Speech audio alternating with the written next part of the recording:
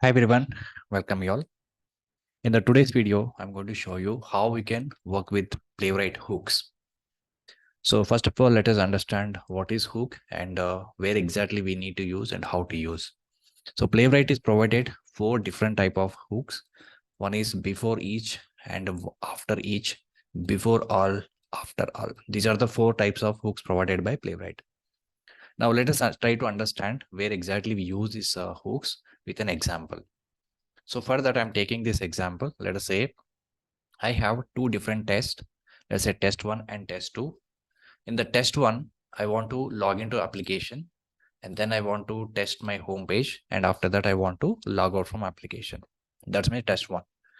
In the test two, again, I have to log into my application and then I have to add product to the cart and then I have to log out from application. There are two different tests, right? If I don't use hooks concept, so normally what you will do is in the test one, we will write a login code or login script, then homepage test, and then log out. Again, in the test two, login will repeat once again, and again add to product card, add product to the cart, and then log out. So if I look at here, login and logout is repeating in every test, right? If I have a multiple test like this, the login and logout will be repeated multiple times. So what is the problem in this is we are duplicating the same code again and again, and we are not achieving any reusability here. So that is a problem in this. So to overcome this particular problem, Playwright is provided four different type of hooks: before each, after each, before all, and after all. So first, let us try to understand the before each and after each, how it is going to work. So what we will do is we will uh, notice exact test. We will find out exact test, like homepage test is a main test, add product to cart is a main test. So we will write two test blocks which contains only homepage test script and add product to the cart test script. So login and logout, I will create a separate blocks, and login I will specify as a before each hook, and logout I can specify as a after each hook. Then what happens is this particular before each, right? So this particular block will be executed multiple times before every test is started. Similarly, after each will execute multiple times after completion of every test in a block. So that's how before each and after each will be executed. So before each will execute multiple times before executing every test in the block. Similarly, logout will execute multiple times after completion of every test. Okay, so this is how we can achieve. So another way is by using before, all, and after all. These are two another there are two another hooks are provided. So in this case, first we will execute the login and then test one and test two, and finally we can execute logout. So when you specify any block with the before all, this will execute only once before starting all the test, and after all will execute only once after completion of all the test. So this is the main difference between before each and after each, before and after all. So first to look at these examples, 1, 2, and 3. I'll show you all three combinations. First, without using hooks, let us try to implement the script and we will understand what is the problem. And then we will implement this by using before each and after each, and by using before all and after all. Okay. Now let us start writing the script. And for that, I'm going to use an application. So before going to that, let me open my VS Code editor. And here I already created hooks.spec.js file. And inside this, I have imported required things. And then I have created two test blocks: homepage test and add product to the cart test. So first, let us try to implement homepage test block. So here we need to first write a login script. And after that, we need to test the homepage. And after that, we need to log out from application. And the same thing in the test two also. First, we need to log in, and then we need to add product to cart, and then we need to log out from application. Okay, now login, logout will be repeated. So first we will see this scenario. So let us try to implement the first test. Now we need to log in. So before login, we need to launch our application. So I'm just writing await page.go to, and here specify the URL of application. So here I'm going to use one application, and this is the application which I'm going to use. Let me open that application in my browser. Okay, and here. So I want to first log into my application. I'll click on the login button. So provide username and password, clicking on the login. So let's try to automate this. So for that, let me inspect this login.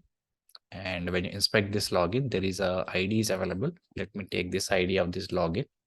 So I can say await page dot locator, and a single quotation specify the ID with the hash. Okay, and after that we need to perform the click action here. I can say click. This is the first one. Now once you click on the login link, it will open the login window. So here we need to provide username and password, and then we need to click on the login.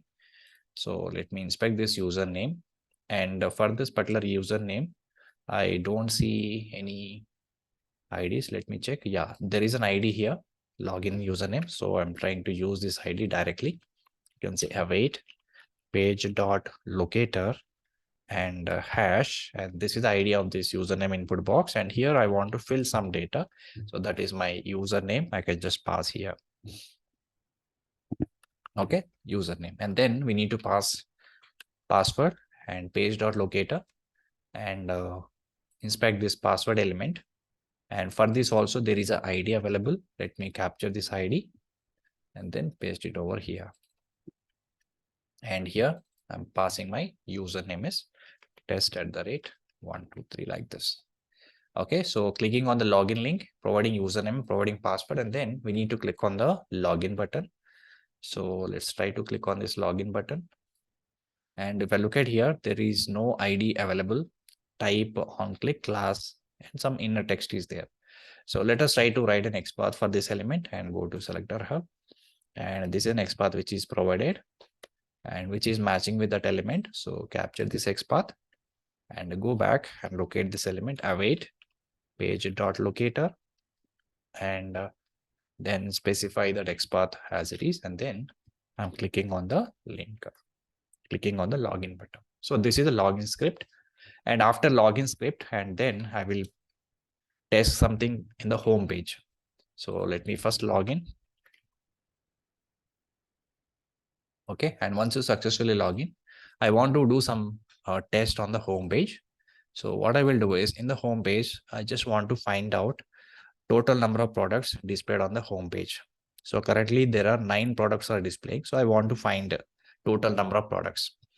So for that, we need to write proper locator, which will able to get all the products from this page. Okay. Now let us try to inspect one element. And you can see the class attribute is there. And let's try to inspect another element. For this also, there is the same class attribute is there. So let me try to find all these products by using this class attribute. So what I will do is, let us try to find this, say dot. Now we can see 9 elements are matching with this element, with this class. So I'm trying to capture this and I'm trying to use it here. I can say await. So I want to capture all the elements in the form of array so that I can find out total number of products. So here I'm using await page dot dollar dollar. So this we can use to get multiple elements in the form of array, and then specify the class. Okay, and this will return all the products, and that I'm going to store in a variable called const products.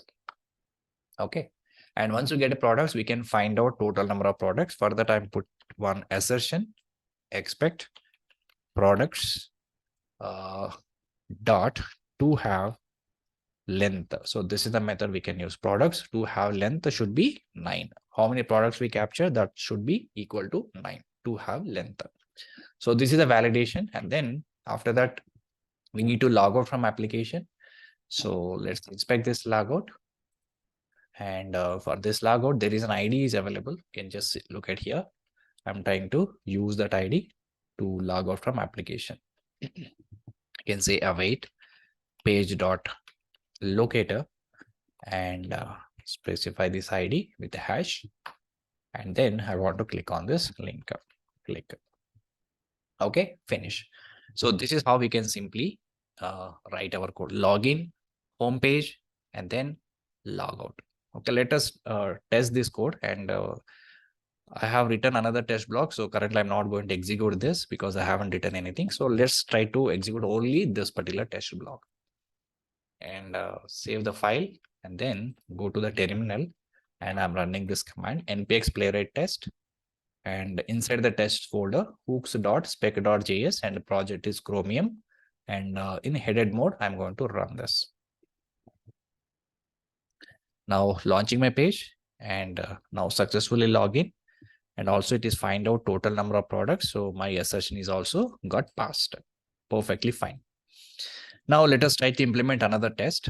So here also we need to do the same login and add product to the cart and then log out. So login, logout script is exactly the same. So I will just copy from here as it is. So this is for login, and this we are going to implement. And for logout, this is a script. So there is a duplication in this. By writing hooks, we can avoid the duplication. So now let us try to implement add product to the cart. Okay, let's go to application. So once you successfully log in, how to add product to the cart? So we can just click on one of the product. Okay, let's say I want to add this first product, Samsung Galaxy S6. So when you click on this, it will open this page.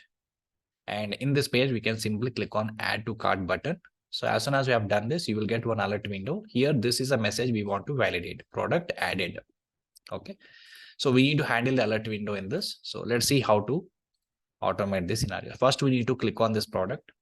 So inspect this element and go back, and by using selector hub, I'm capturing this element. So get this relative XPath, and by using relative XPath, I can find out this element. One element is matching. So I'm trying to get this element, await page dot locator, and specify this locator. So this is the element I want to perform click.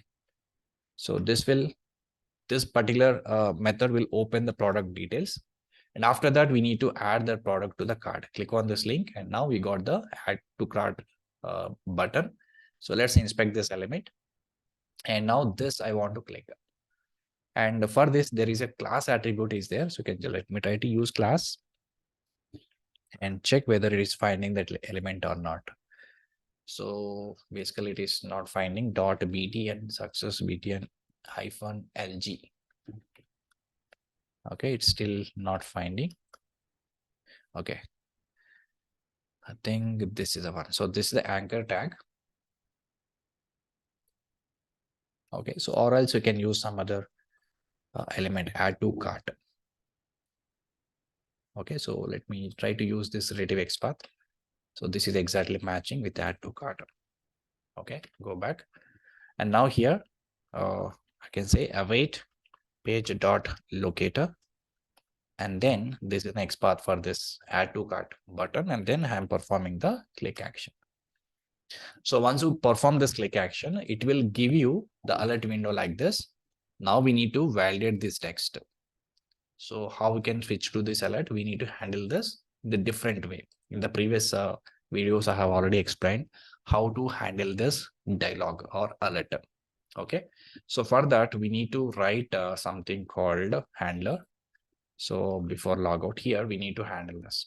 I can say page dot on, and here we have to specify type of the alert. So let's say dialog, and async, we need to write a dialog and arrow function. Okay, so in this we need to handle the dialog box or alert window. So also we need to verify this message product added, right? So how we can do it? We can directly write an expect, and so whatever dialog is appear, whatever alert is appear, so we are capturing into this variable. Okay, and that we are referring here. I can say dialog dot message. So this will give you the message which is there in the dialog box, and that should be contain. I'm using some contain method to contain. And what is the message which is there? So product added. So this is the message I want to verify, so that you can specify. Okay, and after that we need to wait for dialog. We need to close the dialog. So for that we can say dialog dot accept. So this will close my alert window. So this will, as soon as you click on this button, it will open the alert window. Then this particular block will capture the alert window and verify, and after that it will close this alert window. Okay, so this is the way we can handle. So even assertion is also we put inside this block, and once it is done, so logout will be executed. Once this block is executed, then logout will be executed.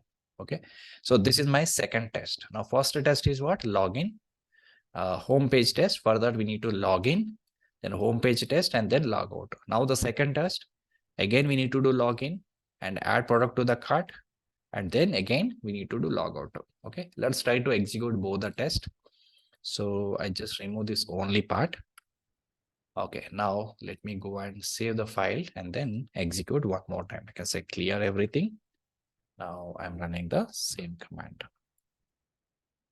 So 2 tests I'm running this time. So this is a login test. Login 2 times will execute. Even logout also 2 times will execute.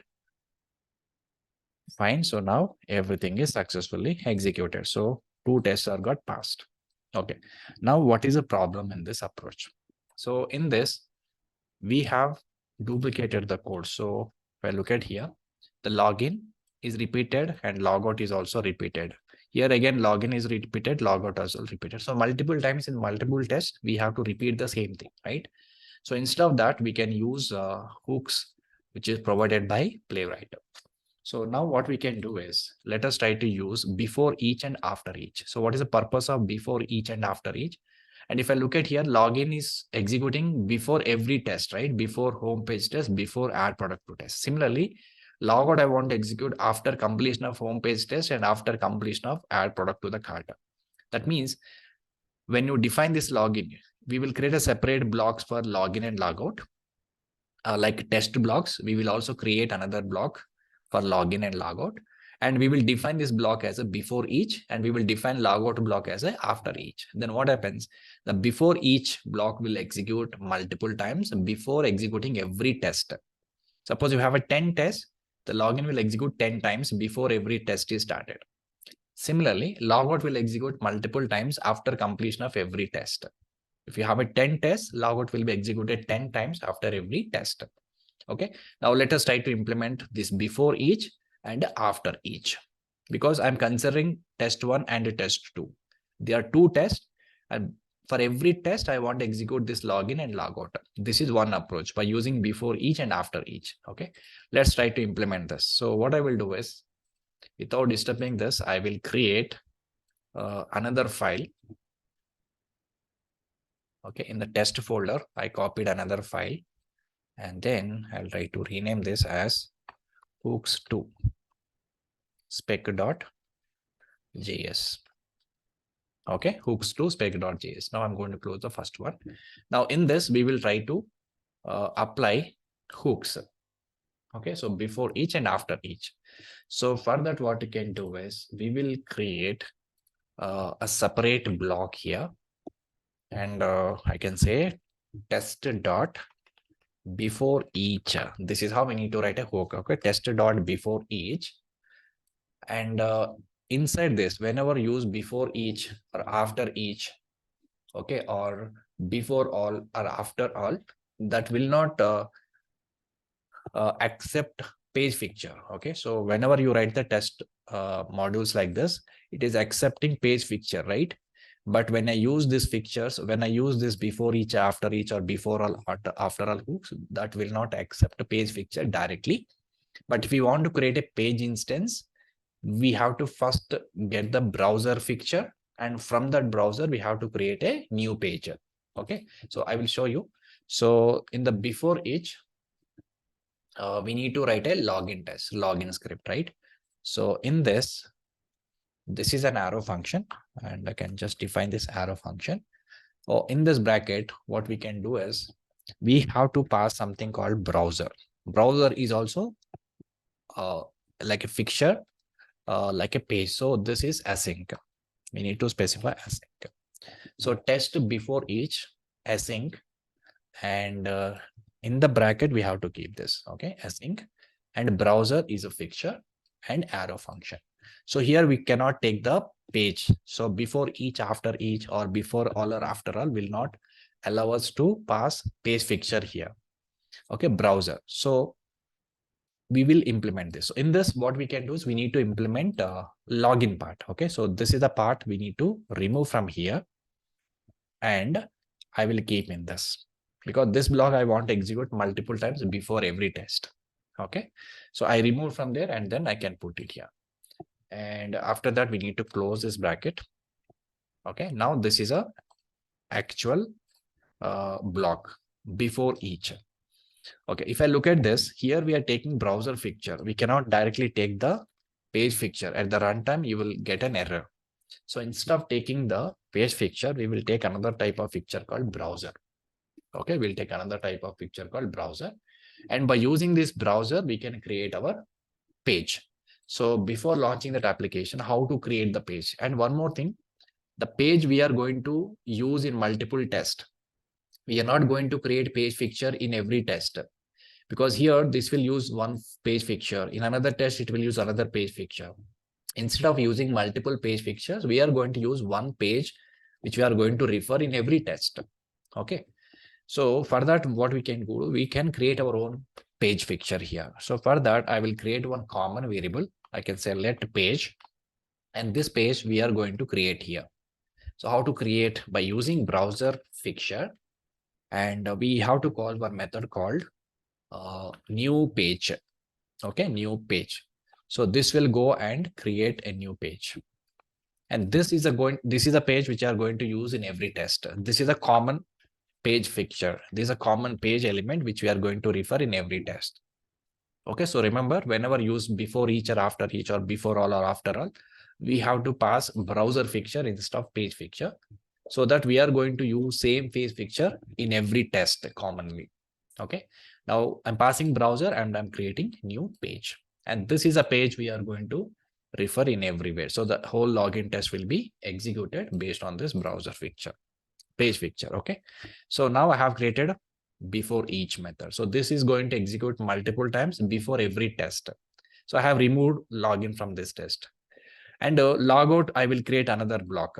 So here I will create one more block, test dot after each, test dot after each. And again, same thing, in the bracket, we have to pass async. And one more thing, we already passed the browser page and we are browser fixture, and we already created the page fixture here. So this is a page we are referring here, and the same page we have to refer in every block, even after each, in the logout also, in the test blocks also, everywhere we have to refer the same page. So in after each, we no need to pass anything here.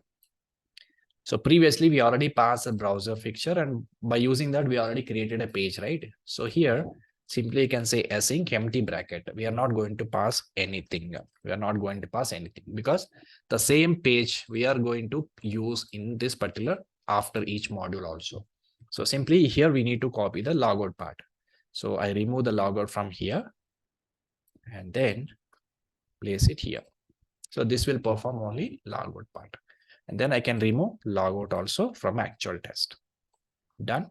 So this is a home page test. See, we have only two statements in the home page test. Okay.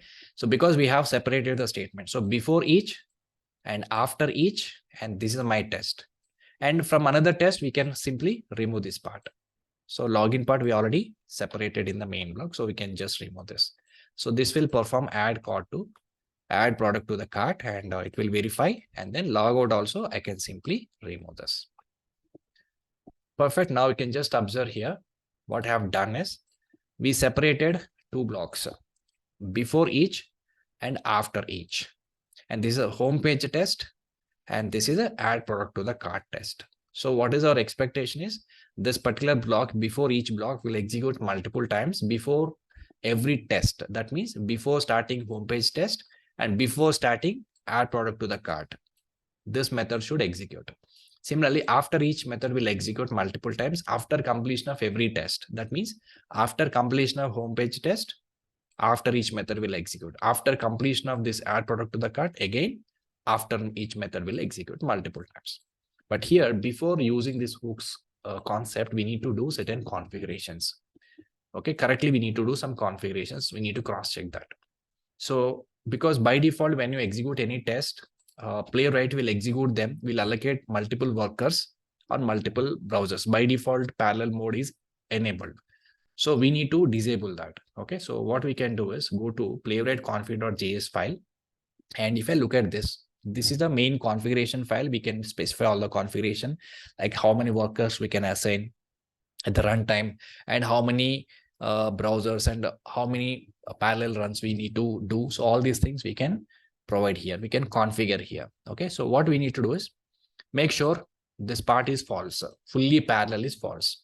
Okay, and the second thing is here workers. So by default, 3 workers will be assigned for every test, like Firefox, Chromium, and then some other browser. So like a Safari or something like this. So multiple browsers will be assigned. So there one worker I'm assigning currently here. Okay, by default it will be 2, or I can increase 3, 4 also, but by default I can make it as a 1. So worker is 1, and this is fine, and fully parallel is false. Make sure the fully parallel is false means we are not supposed to execute the test parallel mode. So we can make it as a false, and only one worker we are assigning to run the test. Okay, this is the one. This is the only 2 things we need to cross check. Fine. After saving this configuration file, and then go to the window, and then here we can execute the test. So we already done everything. So we can say before each, and then after each. So we're not going to take any parameter. And one more important thing, guys. So because we already created the page here, right? So same page we are going to use in every test. So in the actual tests also, we should remove this page. So this page should not be there. Okay. So I'm trying to remove this because the page we already created by using hook, the same page we are going to refer in every test. Otherwise, it will create multiple instances of the page. Fine. So now I have removed the page picture. But from where this test is getting this page, we already created the page in the first before each block. And also I make that as a global variable so that we can access in every test. Right. So in every test, we should remove this page picture. That is another important point because we already created one new page instance. The same page instance we are going to share in multiple blocks or multiple tests. So we should not pass page picture in every test whenever you're using this hooks concept, because we already created the same page picture, and same thing we are referring in multiple tests. But if you are not using hooks concept, then we have to pass page picture in every test method. Okay, fine. So now let me save this and then go back to the console and then execute the test. So this time my file name is hooks2.spec.js. You can just say hooks2.spec.js. Now you can just look at here. First, it will perform the login. Yes. And now you can see the second test is also started. Perfectly executed. Both the tests are executed. Now you can see both are passed. So both are got passed. So this is how we can simply use hooks concept. So what is the main advantage of using this concept is the login will execute before every test and logout will execute after completion of every test automatically. So we no need to write login and logout in every test. So that is an advantage. Okay. Suppose I don't want to execute login multiple times, or I don't want to execute logout multiple times. So only login I want to execute only once. And after that, I will finish all the process like test 1 and test 2 I will do. And after completion of all the tests, then I want to execute the logout. Let's say this is another type of scenario. Okay, before each, after each, when you have to use, when I say before each, that will execute multiple times before every test. And after each will execute multiple times after completion of every test. But I don't want to execute multiple times this time. I want to execute login only once before starting all the test. That means once the login is executed, then test 1 will continue, test 2 continue. After completion of all the tests, then I want to execute logout only once. Then I can specify them as a before all, after all. So before all, hook will execute only once before starting all the test. After all, hook will execute only once after completion of all the test. Okay. Now let us slightly change the same piece of code with the before all and after all. Okay, let me clear this. And I will just make another copy of the same file. Okay, I can say hooks 2. I'm making another copy. So I can just try to rename the file. I say hooks 3 spec.js. Okay, now this is the third approach. So by using before all and after all. So simply what we can do is, instead of this before each, we can just make it as a before all. And rest of the things are same again. So we need to take the browser picture and create the page. Same page we are going to share in every test. So here also, instead of after each, we can say after all. So this method login will execute only once. This time it will execute only once, and after all will execute only once. So how it is going to execute now? First, before all will execute, that will perform the login, and then it will verify home page test, and then it will verify add product to the cart, and after that, this method will execute. After all, that is logout will execute. Okay, let's try to execute and see the sequence. Go to the file and save, and clear the console once, and then execute the same test.